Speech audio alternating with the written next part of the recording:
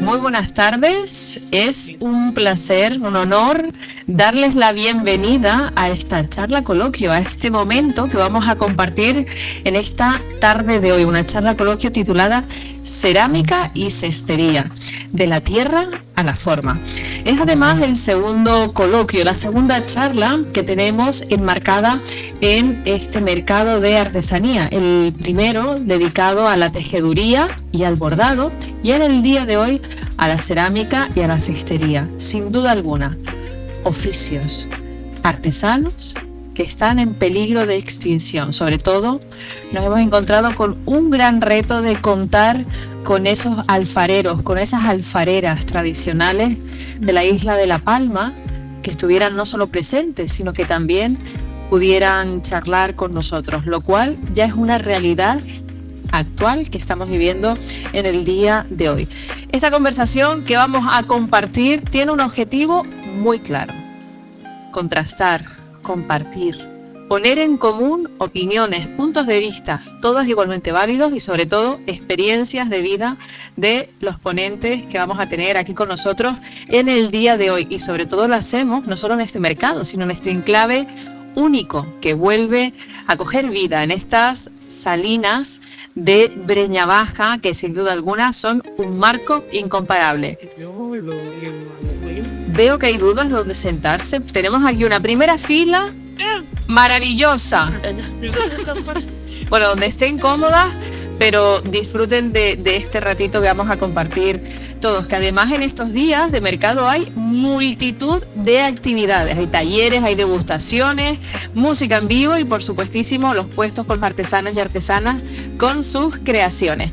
Voy ahora a ir haciendo la presentación de nuestros ponentes, cada uno de ellos una historia única. Vamos a comenzar con un ponente. Muchos lo conocen, yo ahora lo llamo para que se acerque, pero le voy a hacer una introducción a la altura de la huella cultural que ha dejado en la isla de La Palma. Ramón Barreto, que junto a su esposa Vina Cabrera, llegó a La Palma y encontró en 1975 a su llegada a esta isla, y gracias a su cuñada, la oportunidad de recuperar la casi desaparecida alfarería y losa palmera, estableciendo su taller de cerámica El Molino en Mazo. A lo largo de 45 años, bueno, no, que 45, me estoy comiendo 50. A fecha de hoy 50. Activo 45, trabajó de forma continua, pero también se dedicó a la divulgación de este oficio tradicional. Una combinación perfecta de esfuerzo y tiempo hizo que el taller prosperara y llegó a tener hasta 3 empleados fijos, formando parte de esa familia laboral, una tienda y una notable afluencia de, sobre todo, visitantes. Me contaba que una vez a la semana llegaba un barco de Alemania cargado de turistas y les llegaban al molino de 5 a 6 guaguas. Imagínense aquello. Esa locura de turistas entrando todos de golpe, madre mía. Sin embargo, llegó el año 2020. Llegó la pandemia, trastocó todas nuestras vidas, nadie quedó fuera de este cambio de planes universal. Y como bien me dijo él, la cosa yo la vi negra.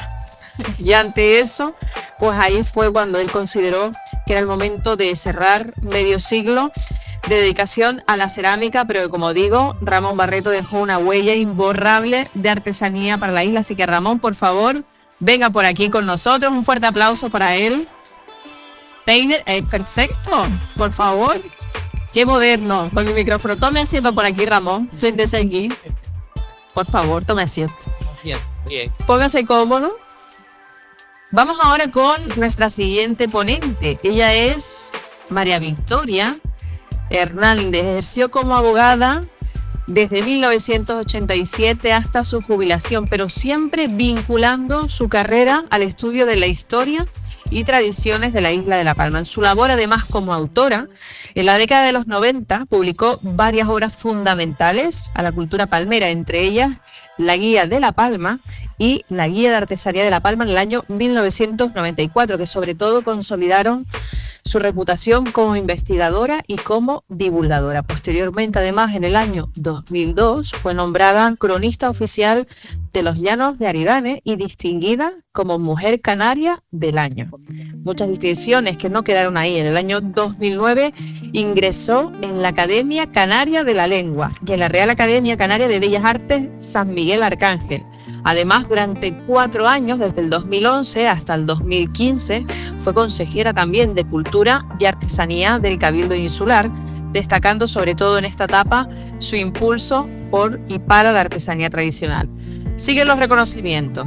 Parecían muchos, pero hay otro más. En el año 2023 recibió el premio Juan Negrín al mérito de la memoria democrática en homenaje a su trayectoria como erudita, cronista y defensora del patrimonio cultural. Ella misma se define como una erudita de la vieja guardia de la artesanía.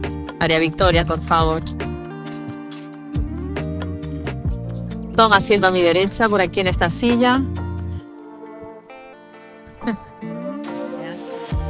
Bienvenida a esta charla, así es, a este momento que vamos a compartir y nuestra tercera invitada, nuestra tercera ponente, Mayra Riverol. Ella es una artesana entregada no a 1, ni a 2, ni a 3, sino a 4 oficios artesanos como son la cestería de palma, macramé, muñequería y reciclado de materiales.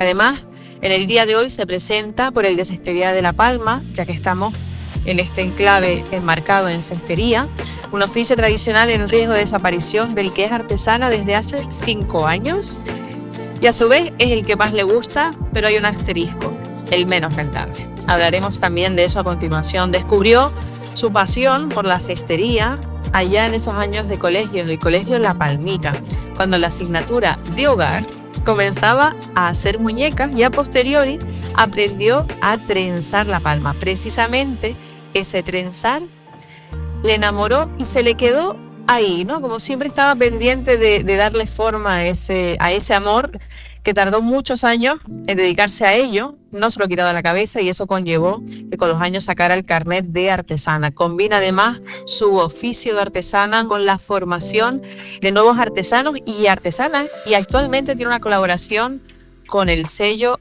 Isla Bonita Moda. ¿Para qué? Para integrar la cestería tradicional en el ámbito de la moda contemporánea. Unir esos dos mundos que podrían parecer antagónicos, pero que sin embargo llegan a fusionarse. Sin duda alguna, este sello de moda y las pasarelas son un escaparate para sus creaciones y para que el oficio así se vea fuera. Difunde su trabajo bajo las marcas Sereca Artesanía, centrada en cestería y reciclado, y Pitusa Creaciones, mucho más artesanal, enfocado en este caso a la joyería de macramé. Damos la bienvenida a Mayra Riverol. Toma asiento por aquí, por favor. Bueno, un placer. Buena introducción, ¿no? Han visto que tenemos aquí a unos colaboradores, a unos ponentes de primera categoría y creo que también con ellos, con él, con Ramón y con ellas, vamos también a hacer una conversación global donde cada uno va a tener su percepción de un artesano en activo, un artesano que ya ha finalizado pues toda su trayectoria y también tenemos a una letrada que nos puede hablar desde las instituciones, desde esa parte más intelectual y más de legislar también.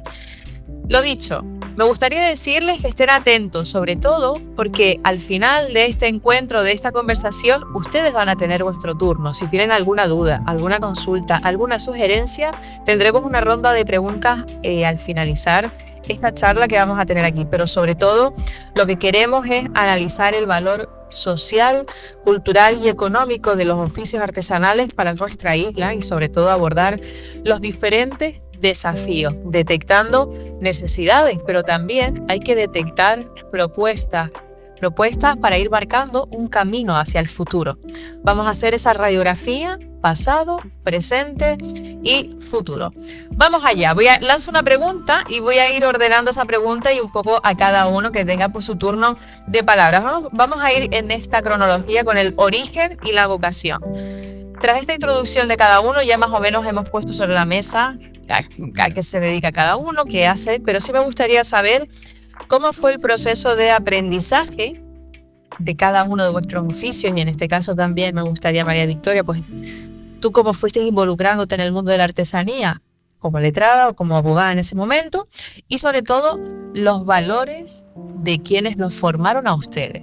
¿Qué le transmitieron para que ustedes con eso fueran a su vez haciendo un efecto dominó y entregándolo? Empezamos por Ramón. Bien, vamos a ver, por animarnos a esto, pues se debe a mi cuñada, hermana de Mina, que sin ser arqueóloga, pues hay fotos en casas de excavaciones donde ella ha participado también. Su marido, que fue alcalde de marzo, 7 años, fundó la Escuela de Artesanía. Y ahí se fue tejiendo esto. Hubo un momento que unos obreros que iban a trabajar allí a la puerta de casa encontraron una cueva en la costa con cerámica, que a ellos no les interesaba para nada, pero se acordaron de esa noticia, que siempre está ligado con esto. Vamos a llevársela al alcalde, ¿no? Entonces él como alcalde, entonces tomó la iniciativa de recorrer sitios donde habían perdido los veladoritas para recoger cosas que se pudiera llevar la gente, que se pudieran perder. Y así se fue formando esa pequeña colección. Y fueron, sí, los que nos animaron porque yo estaba en Venezuela, vivo 20 años en Venezuela. Entonces cuando ya pensábamos retornar, porque las cosas no iban demasiado bien, lo peor en Cadero, porque fue la situación de allá, ¿sabes? Empezamos a ver, ya se me perdió con este aquí. A retornar. Sí, a retornar, y ya con esa idea y después con la ventaja de tener un sitio muy amplio donde poder trabajar. Pero que si eso le toca a alguien que tiene solo el patio de la casa y es imposible. Pues empezamos, y que claro, esa influencia que había con arqueólogos, con el museo, en ese entonces no existía el museo arqueológico, que no piensa diferentes sitios, y por ahí fue fácil ir copiando, ¿no? Porque ya hoy todo se está conformando en el museo, ya sería muy difícil. Porque siempre son las buenas cosas, ¿eh? ¡Qué maravilla! Pero, ¡qué historia de vida! Claro, y después que la cerámica es tan interesante, tan bonita, que entusiasma a cualquiera. Me gustaría preguntar, Mayra, precisamente cómo fue ese proceso de aprendizaje, y si hubo alguien en la familia que te lo transmitió, y sobre todo también qué valores te fueron dados para tú también hacer ese efecto dominó y que continuara. En mi caso fue mi abuela. Ella fue la que me metió los gusanillos, la que de siempre pues me enseñaba a bordar, me enseñaba a tejer, a coser, todo ese tipo de manualidades. Ella, bueno, lo hacía en su tiempo porque no tenían recursos, y si no lo hacía, no lo tenía. Y siempre me inculcó eso, ¿no? Que era mejor hacer que comprar. Y fue la primera, o sea, el primer granito puesto ahí en mi memoria. Y bueno, ella fue la que realmente me dio amor por la artesanía. Fue eso, ese cariño de las cosas hechas a mano, de esas puntitas pequeñitas, y ella era la que me decía, Dulce, tienes que hacerlo más chiquitito, más tal. Y siempre era una forma también de entretenerme. En su caso, yo era muy activa, entonces tenía que tenerme entretenida de alguna manera. Y eso, esa fue la vía. Exactamente. Y me maravilló. De hecho, me enseñó a hacer muchísimas cosas que le agradezco infinitamente. Y pues ya fue con el que tomó el relevo. En la bandita pues hacía, como comentaba antes, la asignatura de hogar. Ahí aprendí muchas cositas también, que posteriormente pues a través de compañeras, y quien realmente me enseñó a mí a tejer el palma fue precisamente la compañera de una compañera de mercadillo que se llama María Melari. Ella fue la que me completó ese amor por lo tejido. Ella lo vivía. Yo veía cómo ella trenzaba aquello, eso que yo tenía de recuerdo del colegio, y me encantaba. Yo le veía eso, que cada vez que movía las manos aquí iba creciendo, me encantaba. Esa cosa, ver cómo crecen las cosas, ver cómo se hacen, ver cómo se fabrican, cómo cobran vida. Entonces, sí. Pero sí, digamos quien puso el granito fue mi abuela. Ahí está, esa semilla sembrada.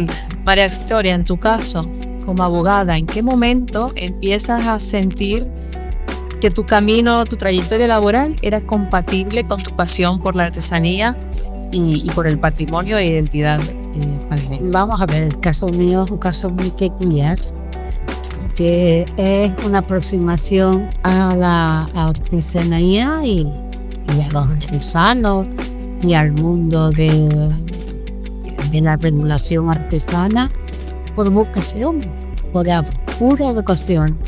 Pero ¿qué pasa? Pues que en esta isla no hay una mujer que no sepa bordar, o por lo menos que no supiera bordar. Yo tuve la suerte de nacer en la cuna de una mujer y de mujeres, porque mi tía también, tía Benéfida, era muy buena artesana, que en fin, que sabían lo que era.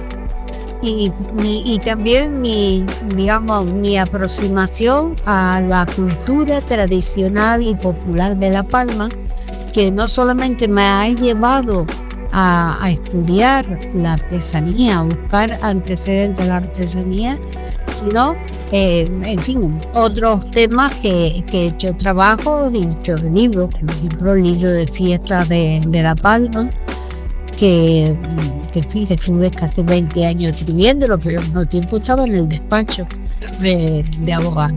Y además, porque aquí tengo la satisfacción de compartir tarde con Ramón y con Vina, y con Ramón, porque da la casualidad que yo, siendo muy pequeña, un tío mío, hermano de mamá, se casó con una prima hermana de Vina y de Miriam Cabrera, que nombra a mi cuñada, pero no ha dicho el nombre, Miriam Cabrera y Antonio Soler.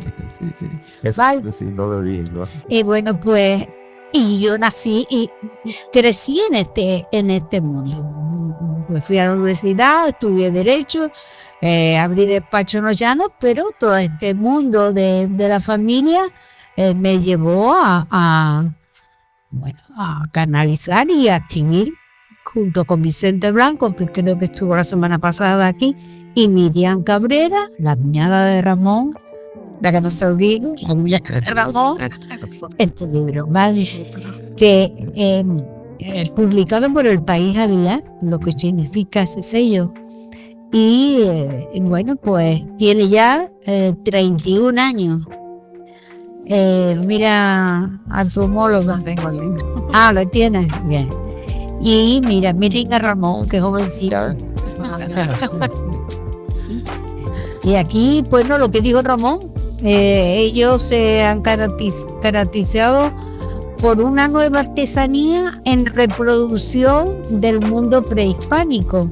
Es decir, empleando las técnicas aborígenes en la reproducción del riquísimo legado prehispánico con que cuenta la isla de La Palma. Ramón hace un montón de años, y él no se acuerda, me decía que no te acordarás una cosa que yo siempre digo: no hay dos masijas iguales de aborígenes, jamás. No hay. Pónganse en aquella época, probablemente eran mujeres las que hacían las vasijas y se dedicaban con amor y cariño a decorarlas, porque, bueno, aunque hay varias etapas dentro de la cerámica aborigen y están más que estudiadas, La Palma, algo tenemos de viejos barrocos, yo no sé de qué, pero ¿qué me dicen a mí en aquella época? Que se vestían con pieles de cabrita, hacían esa belleza para cocinar la leche.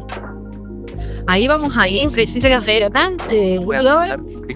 A ese punto me gustaría ir cuando hablamos, ¿no?, de esas obras que eran prácticamente admirables con los recursos que habría y lo que ha ido pasando de generación en generación. Y sí me gustaría hablar de nuestra identidad, patrimonio cultural y, sobre todo, ¿se sienten custodios de esa identidad, de ese conocimiento y sobre todo, ya no solo que se sientan, ¿qué ocurre si vamos perdiendo a esas personas que están custodiando esa identidad y ese patrimonio heredado de tantas generaciones? ¿Quién se anima? No sé si hacer un inciso de lo que dijo María Victoria. No se encuentran dos piezas iguales. Pero mire, yo he copiado 197 piezas originales. En ese tiempo no había ordenadores, no había archivos, no había libros, no había electricidad, no había nada como controlar ni fotografías. ¿Cómo va un artesano a hacer una pieza nueva que no se parezca a 196 que ya hizo, sin control ninguno? Eso es algo increíble. Increíble. Sí. Pero me gustaría retomar ese punto. ¿Qué va a ocurrir si no seguimos con esa... que estamos perdidos? Sí. Y yo en este momento estamos hablando de barro y de fibra vegetal. Yo quiero decir una cosa. La humanidad se sirvió antes como útil para ayuda a la economía doméstica, empleando palabras de ahora para que lo entienda, de la cestería. Ese fue el elemento, el útil más antiguo que conocemos. Pónganse ustedes en una sociedad donde no se conocía el fuego. El fuego fue el gran descubrimiento industrial de la humanidad. El fuego fue el que dio origen a hacer piezas de hierro, a la evolución. El fuego fue el invento que el hombre y la mujer se dio cuenta que la carne la podía asar. Antes, hierbita y fruto.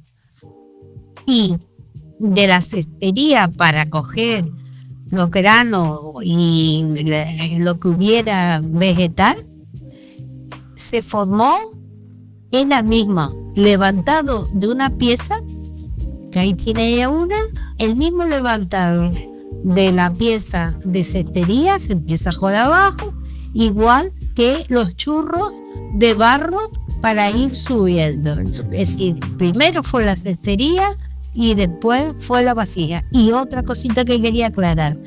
Hemos hablado de reproducción de cerámica aborigen. Pero el gran lamento, ojalá que nos puedan oír también, que ellos han pasado una época, pero ahí está su legado. Pero la otra, el barro de la loza, que así era como se llamaba, Anuncio Vidal, la locera, era lo que hacía la loza para cocinar, y eso era hasta el otro día, hasta los años 40, se hacían cacharros para cocinar de barro. 40, vamos por eso. Sí, puede ser. Es que ese punto es verdaderamente importante y ahora Eso, la loza popular es que no hay ni un catálogo, nadie se ha preocupado de decir, esta bandeja del pescado, ¿cómo se llama para poner el hornillo, Ramón? El brasero, la cazador. Pero a eso vamos a ir ahora porque también tenemos que tener en cuenta de que la evolución de la sociedad también implica que los usos y las necesidades van cambiando. Es decir, acaba de comentar María Victoria, la cestería era un bien de primera necesidad para transportar, para almacenar y recoger fruto. A continuación lo fueron también obviamente esas vasijas, esa alfarería para guardar también líquido, para cocinar, para lo que fuese. Sin embargo, nos encontramos que hoy en día esos artículos ya no son de primera necesidad. Y eso hablando de ahora. Y ese es el reto. Fue ayer. Claro, pero y ahora entonces, ¿cómo conseguimos darle esa segunda vida cuando estamos hablando de que ya la cestería o las vasijas es puro elemento, digamos, decorativo, ¿no? ¿Cómo hacemos esa transformación sabiendo que al no ser necesarios, obviamente su consumo disminuye, pero cómo podríamos, Mayra, por ejemplo, atraer esa atención, ese interés y esa atracción por estos artículos que ya no son de primera necesidad?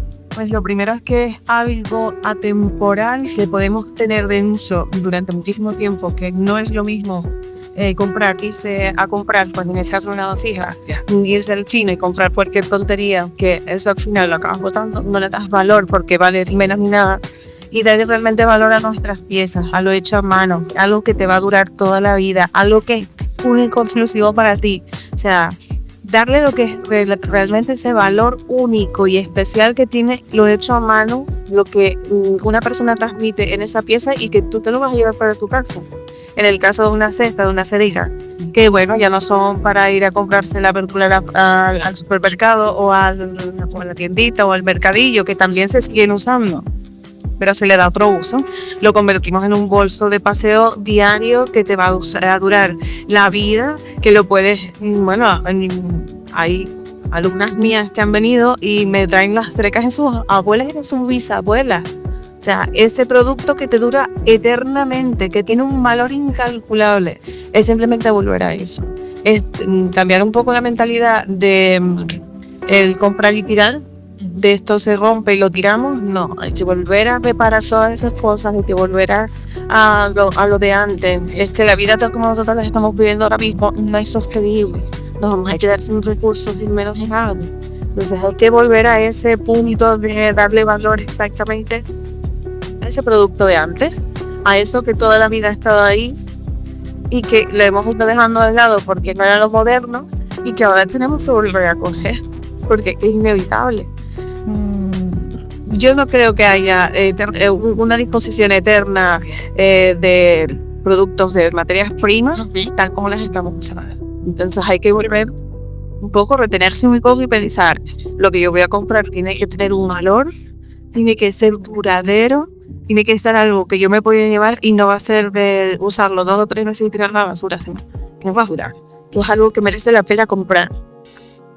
Tener un poco de conciencia, yo creo que es un cambio de mentalidad que se está dando poquito a poquito. Ajá. Y que sí que se está empezando a ver, sobre todo pues también modernizar un poco, también cabe de nuestra mano estar y traer un poco ese producto de antaño, un poco a la modernidad, darlo un pequeño lavado de cara. Eso es un debate grande. Adaptarlo. Claro, ahí también está el debate. ¿Adaptación o fieles a la tradición? Que ese también hay, muchas veces es ese gran debate entre artesanos y artesanos muchas veces, ¿no? A ver, pienso que hay que mantener todo lo posible la esencia de cada uno de los oficios. Todo lo posible. Pero inevitablemente hay cosas que hay que actualizar. Porque hablando del bordado, por ejemplo, que es bonito también en su casa. Cada vez tenemos la vida más. Pero cada vez tenemos la vida más entre y muchas cosas y muchos elementos que limpiar que nos quiten. Entonces, se puede haber otros usos. Hay quien los ha puesto en trajes, vestidos, hay quien los pone pues, en cuadros, que lo había. A mí me encantan, yo tengo en mi casa cuadros bordados porque me parecen preciosos. Entonces, es darle ese toque, ese otro uso, que aparte de que sigue manteniendo los diseños y lo cotidiano, ¿no? O sea, digo, que es el tabaxel, pues, por ejemplo, la cereca. Seguimos haciendo el mismo cuerpo de cereca tradicional, cosido con palma. Yo lo intento tener lo máximo posible, mantener el proceso lo máximo posible pues, de manera original que se hacía antes. Pero ya le he puesto más de cuero porque dura más, se le forran por dentro porque hace que el producto dure más, es como más práctico. Yo tengo ahora un proyecto con Inventada Isla Moda para hacer corsés, cinturones, corpiños, otros productos diferentes, pues que de otros usos. Nunca olvidarnos del proceso y de la forma en la que se elabora tradicionalmente, pero sí llevarlo un poquito más allá. ¿Para qué? Bueno, me gustaría hacer tu perspectiva para Victoria. Mira, por ejemplo, ahora estamos hablando de la palma. Palmito o palma, palmito. Eso es palma negra, casi todos, ¿no? Entonces, ¿qué? ¿Ustedes saben lo que cuesta subirse una palma? Es decir, subirse a una palma significa primero tener unos permisos de padre, señor mío. Encontrar a una persona que sepa lo que va a hacer, que sepa coger la palma. todo eso se tiene que valorar. Y está en peligro porque cada vez son menos los que, me acuerdo de Linda, que el hijo se le subía, pero ella tenía encargo y no había manera. La cestería tiene futuro, y saben, es un futuro que tiene muy interesante. En toda la indumentaria, los sombreros de La Palma son codiciados para todas y las demás. Las artesanas de sombrería tradicional de La Palma tienen todo vendido en online. Cierto.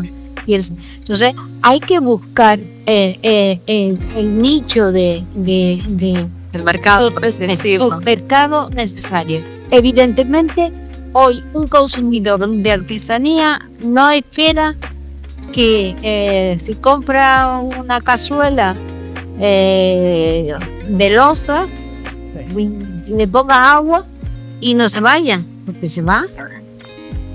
¿Entiendes? Porque ya no está preparada para alisar, para poner al fuego. Entonces es artesanía de decoración.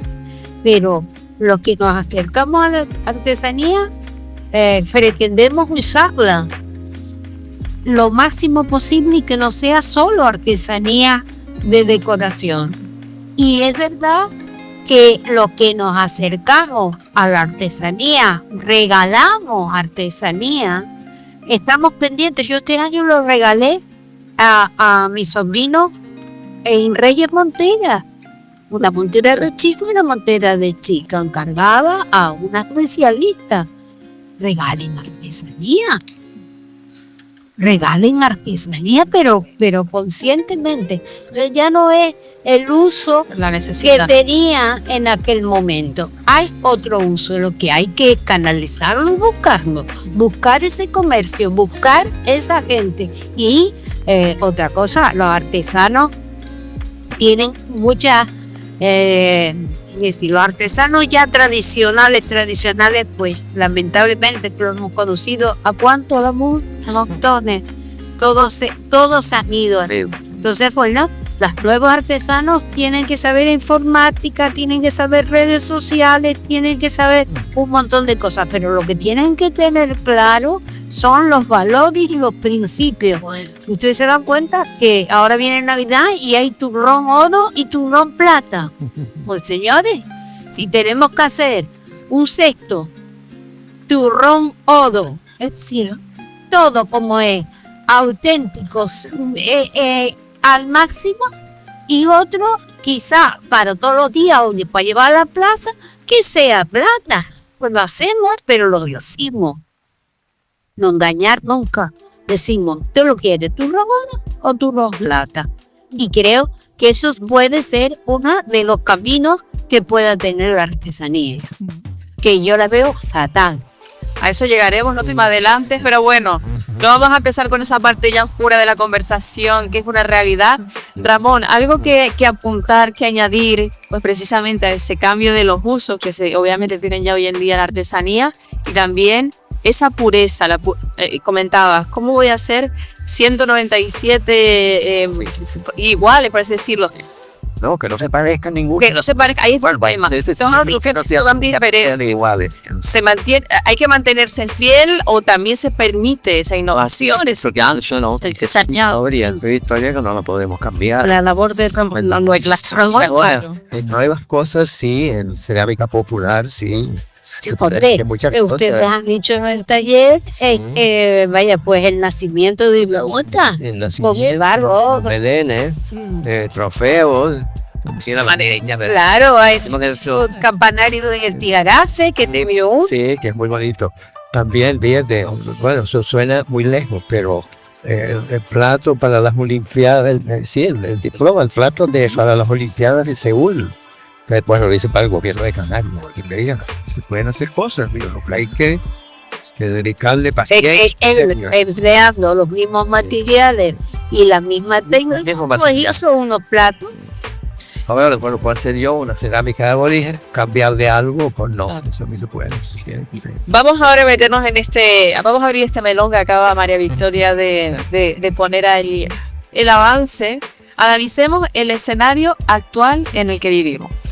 ¿Qué oportunidades reales existen a día de hoy de ser artesano o artesana y en particular, bien sea cestería, que es por lo que estamos aquí, o cerámica? ¿Quién quiere meterse en estas arenas movedizas? Porque digo, los de tres nos toca. En cestería y cosas de esas lo vería más sencillo, ¿no? Una cosa más casera, más para la cerámica, digamos, se necesita más cosas, más espacio, tiempo, ahorro, siempre para preparar el barro, no es más fácil. Ahora que cerámica popular, de actual, eso que decían, se trocean, se figuras, hay un campo grande también. Ahora, lo que decíamos de la anterior, que yo quería decir los años que tiene, hablamos de la cerámica, creo que fue del año pasado. No, algunas piezas increíblemente bonitas que fueron hechas hace 700, 900 años, no 90 años, 900 años. Increíble que se hiciera eso. Yo digo que gente que nace con la mujer estudiado no fue, creo yo. Porque era de ejemplo y cosas así, ¿no? Eso después de una belleza. Comparar y se ve que es cosa que lo trae en la cabeza. Para diseñar. Para hacer diseñar piezas tan bonitas, tan complicadas y que no hay dos. Mayra, como artesana en activo, sin duda alguna tú también eres quien más nos podrá reflejar la situación actual de los retos a los que se enfrenta un artesano. Muy difícil sacarlo como un oficio y poder vivir de la artesanía es muy difícil porque hay que invertir mucho tiempo, tienes que dedicarte a ello 24/7. No puedes dejar de ser artesana en ningún momento. Se puede decir, de momento con mucho trabajo, pero yo creo que cada vez vamos avanzando un poquito más. Sí. En cuestión de la cestería de Palma fue muy difícil porque venimos de una cultura donde, bueno, cuando los artesanos que venían del craft, la verdad, ahora mismo debe haber regalado y siguen regalando porque tenemos todavía compañías que siguen regalando su trabajo. Una serie que lleva muchas horas de trabajo y la gente los beca. Es un producto que es muy caro, que hemos ido poquito a poco acondicionando el precio a un precio de mercado más justo, pero aún así es mejor subir mucho más el precio. No se puede porque seguimos compitiendo entre precios y artesanos. Bueno, es difícil, se puede, lo conseguiremos seguro que sí, pero es difícil. Podemos entrar en ese punto, un punto bastante conflictivo, que es esa competencia de precios entre artesanos y artesanas, porque al final, pues entiendo que todos tienen el mismo objetivo, que es la supervivencia dentro de oficio, y esa estrategia de precios, pues muchas veces te garantiza el irte de una jornada de venta o de una feria, pues obviamente con beneficio. Sí. ¿Cómo abordaríamos el directo? Que ponemos sobre la mesa. Un artesano, el artesano tradicional de hace 40 años, eso de que trabaja 8 horas al día, eso no lo entendía, que no estaba dentro de ese mundo, no sabe calcular lo que le cuesta el material, las horas que emplea. Entonces, fundamentalmente pasa por formación de los artesanos. Un artesano no sabe calcular exactamente cuánto le costó aquella seta para ponerle un precio y tener un margen comercial. Pero eso se aprende. Es decir, no hay formación. ¿Por qué les dije antes que yo lo veía fatal? Porque miren, para venir hasta Turrajito con ustedes, cogí el libro que escribí hace 31 años. 31 años. ¿Vale? Y dentro de la comercialización de la artesanía, los puntos que desarrollamos Miriam, Vicente y yo, no se cumplió ninguno. Una tristeza. Digo, que acabo de decirlo, formación empresarial y profesional de los artesanos. ¿Cuántos artesanos no lo tienen?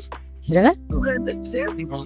Establecimiento de una regulación específica que contemple al artesano como un sector especial dentro de la normativa de impuestos y seguridad social. Tampoco. Es decir, Ramón y Vina pagaban impuestos como la fábrica de cerámica y Adro. Sí, no, Industria. Estamos de industria, ¿no? de industria, sí. Que vamos, es una locura. Y nadie ha cambiado esto y se ha denunciado y yo lo he denunciado y venga, y nadie se ha parado. Que falla si tenemos hasta la administración específica de salir La administración. Pero es que el cabildo, como cabildo no puede cambiar eso, exige una regulación a nivel, como mucho antes, ¿no? Estatal, cuando ya hablamos de impuestos, estatal, y ahora ya está pidiendo que estén dados de alta para ir a la feria. Porque eso te mío, autónomos. Creación de una marca de garantía. ¿Tenemos marca de garantía? Está. No bien usada. No sé. Sí está, no bien usada. De hecho, es uno de los puntos que queremos. Te defienda la regularización. bien para defender. Que defienda la autenticidad de productos artesanos, ejecución de un estudio de mercado que contempla la incorporación de nuevas funciones artesanas, puesta en marcha una campaña de publicidad permanente y dar a conocer los valores y la utilidad, creación de una empresa insular con la participación de la otra. O sea, existe una empresa insular que tú le llevas el producto, te lo pagas cuando lo vendes, si es dentro de 2 años, 2 años, ¿no? ¿Sigue siendo igual? Sí, sigue siendo igual. Bueno. Existe una, pero bueno, que es para el sello de garantía, pero no está bien. Sí, lo correcto es que si esta señora le lleva 4 cerezas saliendo por la puerta, tiene un albarán y le dice, se lo pago en 30 días. Y tú, nada. Estamos hablando de un libro publicado en el año 1994, hace 41. Nada. No hemos avanzado. Nada.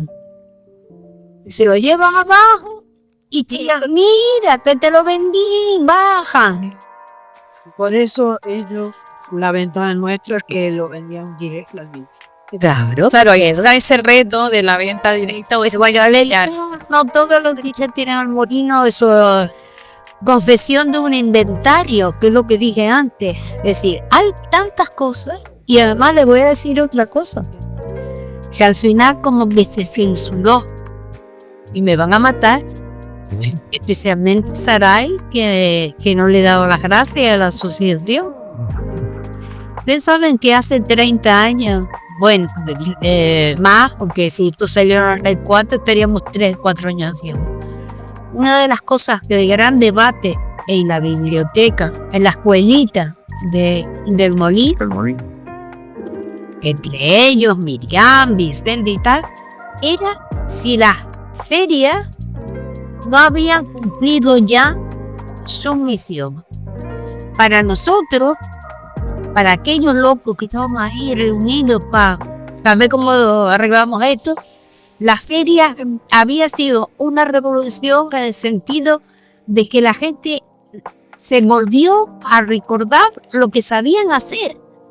Y empezó la gente a decir, oye, que yo sé hacer un zurrón, oye, que yo sé hacer el cenón, el de Monte de Luna, Cerrajet, es que yo las cachimbas de Pedro Calero, los bordes conocidísimos. Entonces la gente empezó a valorarlo y a aportar. Es decir, ese fue el primer espíritu de la feria. Pero yo hoy, sin pronunciarme una cosa y otra, cada vez, no sé si a usted le pasa, no se le corren los años más pronto. Ahí está el tema, vamos a contrarreloj. Podemos pagar los añitos y emplear todo ese dinero que es una pasta. En una pasta gansa que yo fui consejera, en hacer unas tarjetas a los artesanos. Pero que ahora es una fiesta. Ahora la pregunta también sería, ¿son necesarias las ferias también para los artesanos y artesanas como un muy buen momento de venta o no sale tan rentable acudir a ferias y hacer todo el esfuerzo de producir para ferias, traslados, días, etcétera? Es decir, ventaja, desventaja, las dos al mismo tiempo. Un poco de todo. A mi modo de ver, nosotros nunca vamos a rentabilizar la inversión tan grande que hace el cabildo en una feria, jamás en la vida negra. Jamás, o sea, nos quedamos siempre pero muy por debajo. A nosotros nos ayuda, es un escaparate, está muy bien. Igual habría que dar una vuelta. Yo no tengo la varita mágica que dice la solución es esta, pero Hay que debatirlo. que no es la solución. Cada 2 años, cada 3 años. No, Pequeñas, o más pequeña. pequeñas, comarcales quizás, No sé, y algo más, algo diferente. pero hay que sentarse. Hacer algo, un recinto ferial que lo llevamos diciendo desde hace eones, de donde no había que hacer esa inversión, pero brutal. De los resultados, hace una fe, yo lo pagué. Claro. Y ahí está el tema. Simultáneo. Acabas de decir que no existe una varita mágica. Existe una fórmula perfecta No, para... falta debate. Ahí está el tema. Claro, veo que Falta también es como congreso, contradicción. falta congreso, falta conclusiones. Nos falta hasta una comisión que se pueda encargar de regular lo que es la calidad de los artesanos que salen con el carnet. Madeira lo tiene. Sí, lo nombramos Madeira además en el bordado y tejeduría como un ejemplo y una referencia de artesanía. Y sobre todo lo principal, lo primordial es que la administración de una vez se siente con los artesanos a escucharlos y llegan a casa. ¿Cómo se gestiona esa comunicación institucional y de artesanos y artesanas? ¿Es bidireccional? ¿Es fluida? Yo ya no lo sé. Yo estuve con menos de 4 años en artesanía. Y bueno, los artesanos iban por allí pero es que realmente hay una cosa que me mata. Bueno, ya no me tranca. Luego lo cortamos. Tengo 73, luego a Robert Polo. Polo. La consejería artesanía lo que hace en la película. Básicamente. Hemos conseguido Tratar carnet y demás, pero un poco más. poquito, porque todo cuesta un mundo, o sea, para conseguir Pero eso es porque responde, graba Robert, responde a los presupuestos que los compañeros políticos ponen en artesanía. Si todos los consejeros, gobernando o no gobernando, y consejeras fueran conscientes de un programa, de un proyecto, en fin, de algo desarrollado, evidentemente entraba más dinero para ejecutar. Pero si de dentro es la feria local y donde toca este año, y porque reparten comida gratis, pues otro problema súper grave que tenemos es la desunión que existe dentro del propio sector. eso siempre existe. Claro, pero ahí está el tema, ¿cómo también se puede ejercer fuerza ante una institución o ir a presionar una solución para un sector que tampoco está unido, que al estar también diversificado o enfrentado también, pues muchas veces eso es lo mejor que le puede pasar a un órgano grande, es decir, si no vienen a ejercer presión como un grupo fuerte, aliado y consolidado, yo salgo airoso. Además de la administración, se fomenta ese malestar que hay entre los artesanos, porque muchas veces nos enfrentan ellos mismos. Ellos reúnen por aquí, reúnen por allí y te sueltan una cosita que digo el otro, entonces empiezan a enfrentar las situaciones. O sea, debería haber muchísimo más piña. Al final necesitamos que el sector salga adelante, que se profesionalice, porque es inevitable. Porque si no nos profesionalizamos, no vamos a nada. No podemos venir. No, porque ya cada vez la ley está más estricta.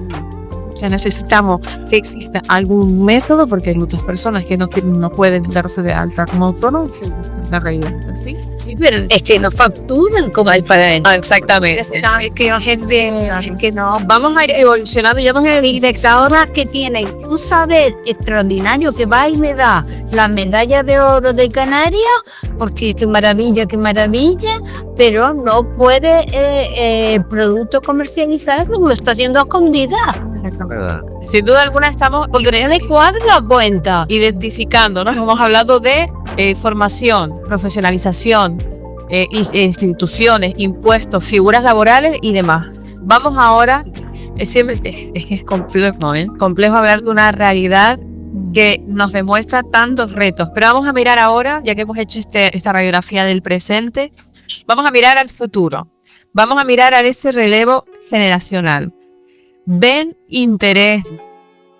¿Se muestra interés por parte de nuevas generaciones por lo que ustedes hacen o han hecho? ¿O por nuestra identidad, por nuestra artesanía? ¿Se ve? De aquellos que no pueden trabajar, yo por ejemplo tengo a mi hija. Mi hija ya pues menos sentiría de farma porque realmente no le gusta. Ella sabe hacer muñecas, sabe hacer cosas recicladas y sabe hacer macramé. Y ella sí, y además me lo dice, yo tengo ganas y si yo como es que tú haces, mami. O sea, aquellas personas que realmente lo viven, lo tienen en su casa, lo valoran mucho más. Pero después, la mayoría de lo que yo veo es juventud, o sea, 16, 17 años, 15. Esa gente que va a vestimos de nosotros, y lo menos que piensan es coger una aguja para hacer ganchillo, que era lo más así que hacían, o una aguja para bordar eso, ¿no? Ramón, pero ¿ves que hay gente interesada, esas nuevas generaciones, en lo que Bueno, yo hacía, por ejemplo? digamos, en lo que se ha encontrado, a lo mejor sí, pero no lo podemos apreciar mucho ahora, porque la situación después del COVID ha cambiado tanto. Claro, nosotros estar dados de baja ya y tener cerrado, ya no lo apreciamos igual. Pero yo creo que las cosas bien hechas, y si las acepta la gente, si les gusta, pero Comprarse. Pero fíjate, hay un denominador con ustedes. Usted comenzó con su cuñada por esa cercanía y por un poco lo que significaba para ese hogar la cercanía a la cerámica aborigen, y tú también comentaste en tu historia que recuerdas a tu abuela.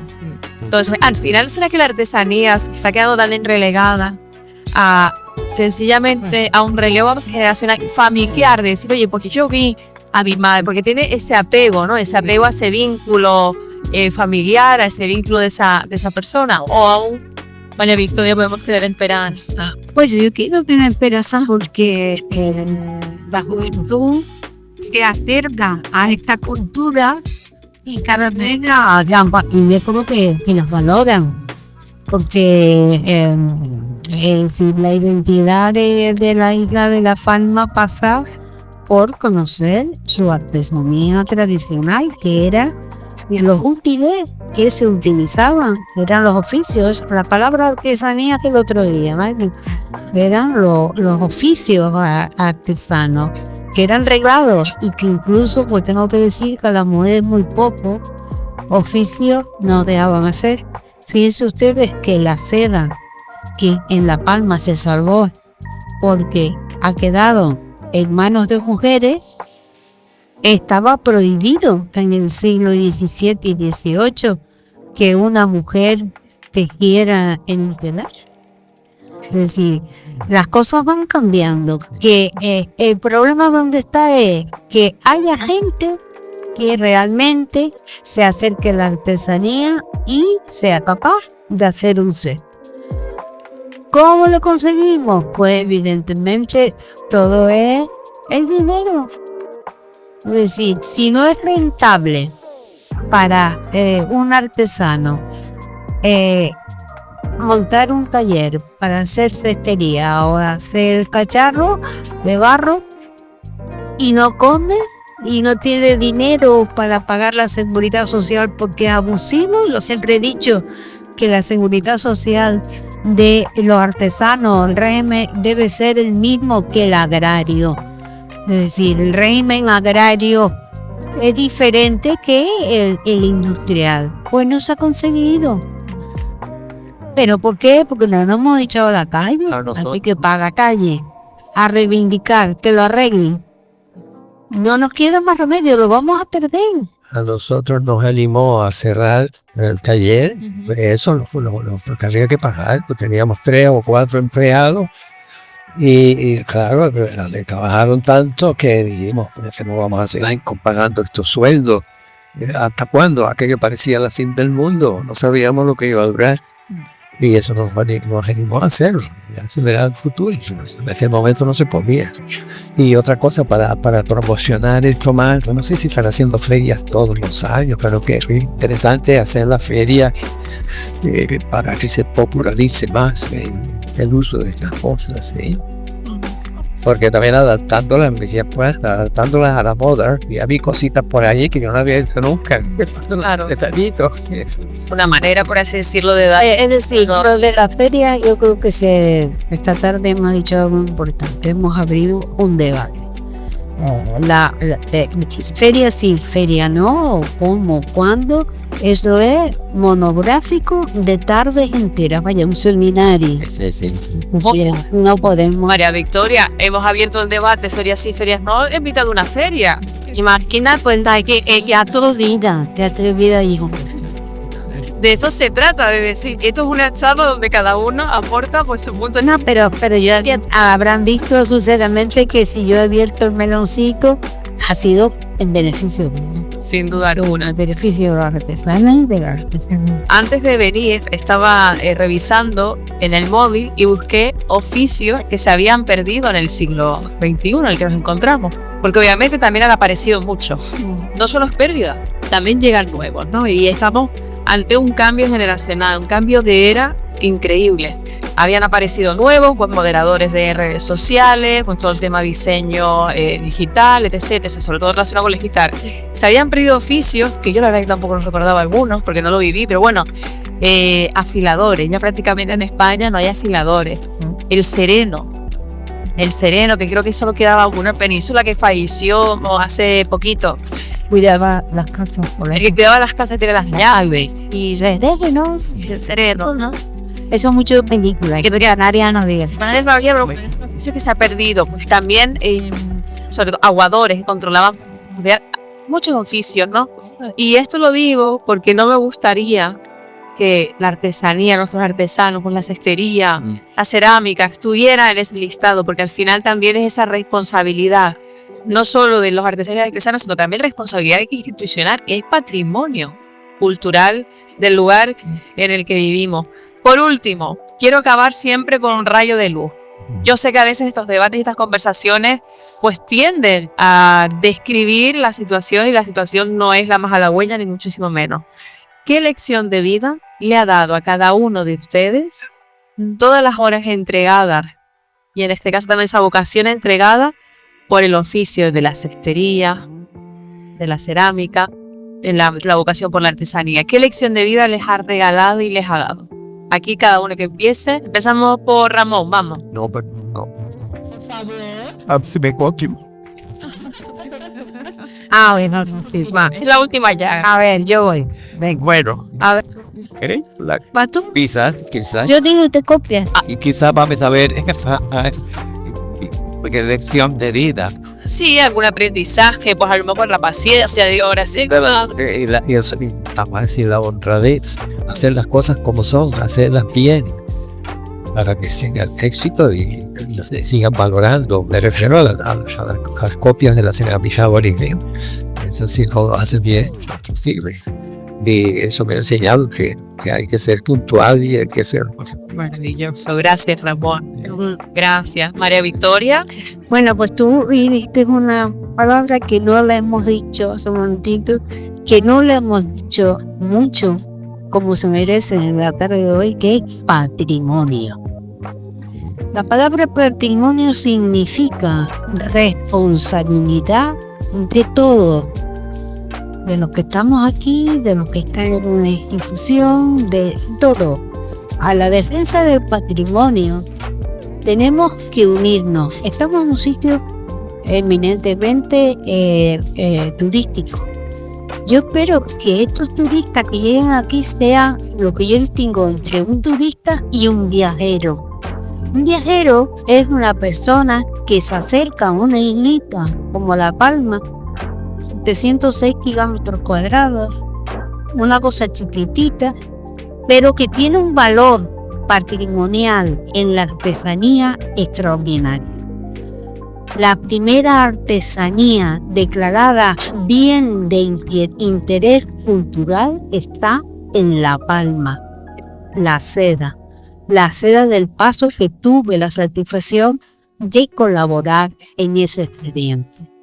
Eso es lo que a los extranjeros, a los viajeros que se acerquen a La Palma, le debemos mostrar con orgullo y defenderlo con orgullo.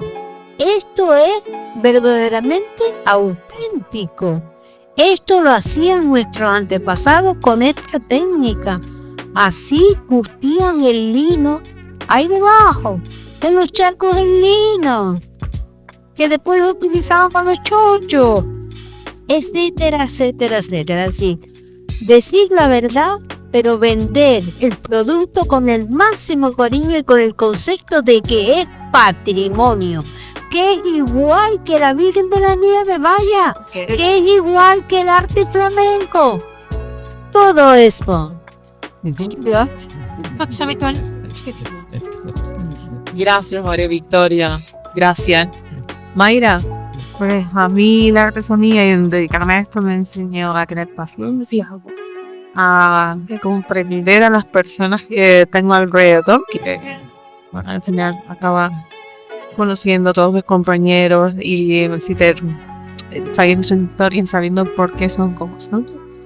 Y me ha enseñado a tener mucha paciencia, a tener eso, sobre todo eso, paciencia, a pensar bien las cosas antes de decirlas, a apaciguarme, a tener esa paz, ¿no? Y el trabajo me ha servido para centrarme, para saber el valor de las cosas hechas conmigo y con tiento. Y bueno, yo me considero realmente muy afortunada porque, bueno, yo soy ingeniero informático y no tiene nada que ver con esto. Y estoy trabajando de esto Bien, bueno, ahora sí. porque lo puedes canalizar. Es que es así. Pero esto Que un ingeniero informático vive y para de la artesanía. Me dicen que no hay esperanza.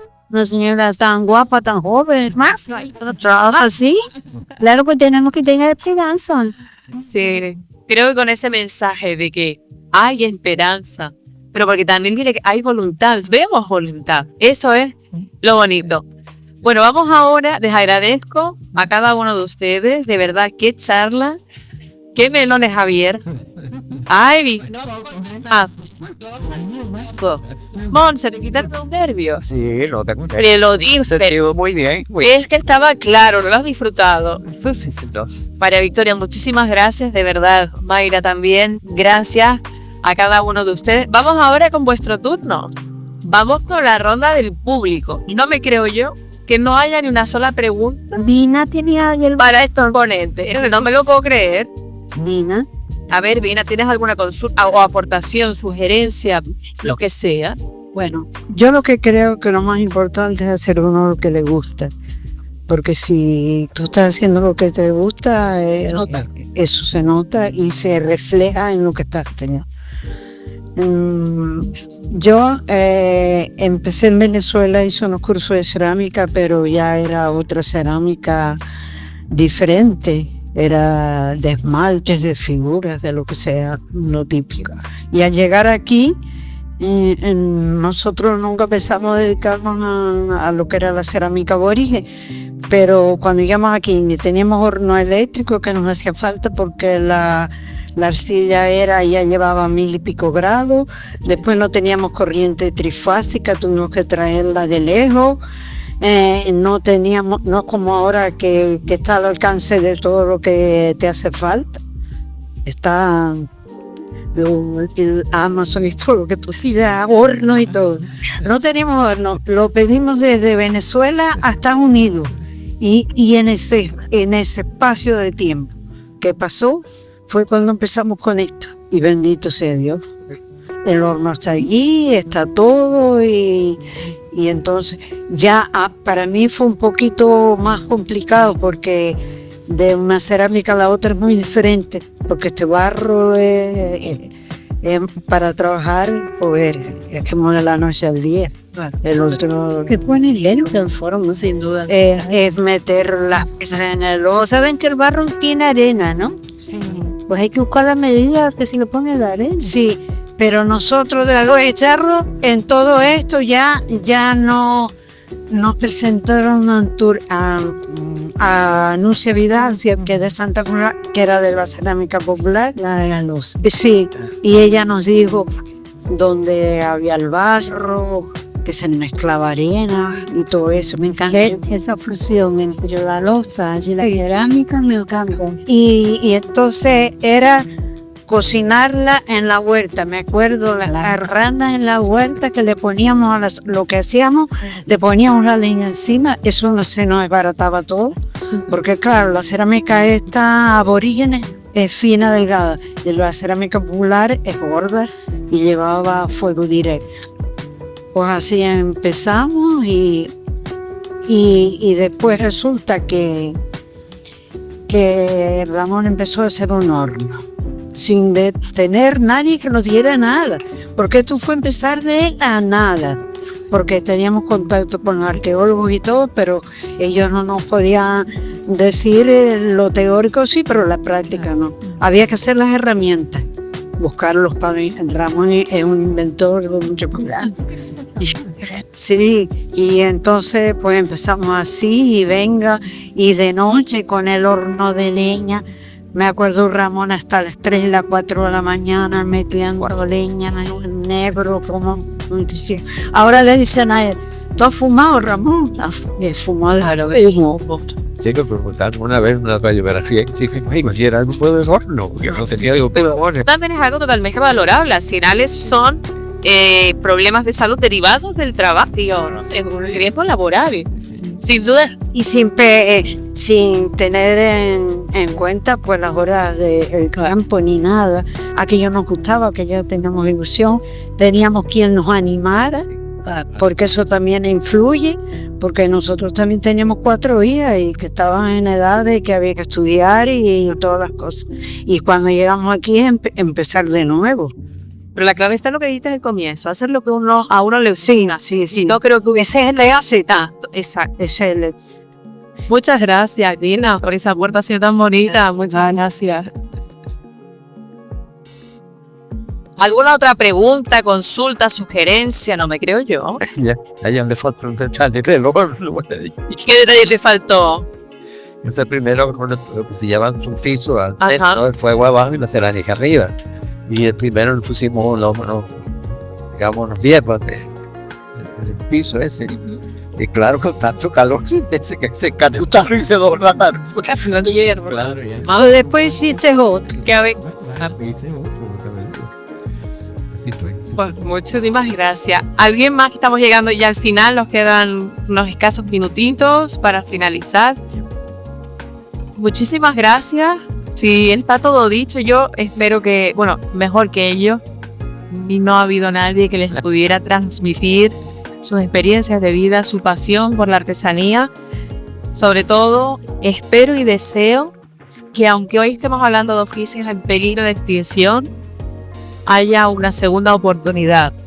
Que la siguiente charla, el siguiente encuentro que tengamos, no tengamos que especificar esa coletilla del peligro de extinción.